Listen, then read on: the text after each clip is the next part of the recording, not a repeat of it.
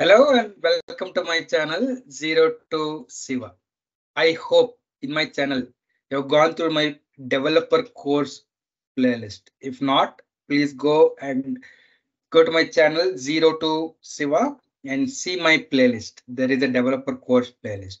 Once you have completed that developer course, maybe your next step is to take certification exam, right? But the cost of certification exam is too heavy. You might be wondering, what if I fail, right? So what I have done is I have some previous questions from previous exams. So whatever you call it as dumps or whatever.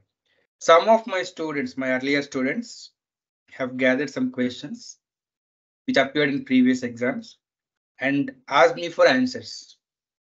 Actually, the answers, whatever they have got, were wrong. So they were requesting me to give my answers.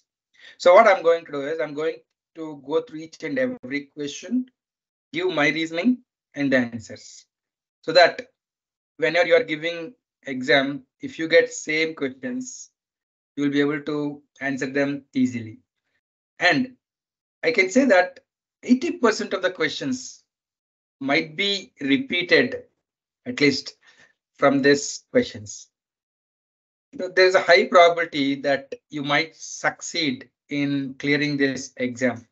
Developer MCD, Mulesoft Certified Developer Level 1, Level 2, whatever it is. If you go through my developer course and if you go through this current playlist, whichever I'm going to create right now, where I'll be discussing questions, you will be able to 100% clear the exam. I know that certification exam cost is too heavy. If you need help in discount vouchers or so, I know some people who can get you some discount vouchers. I'm not in between. I'll introduce you to them and maybe you can get some discounted price. Okay, so I'll tell you my plan right now. So you can see my screen right now. So I have these questions. This is the question sets given by my previous students.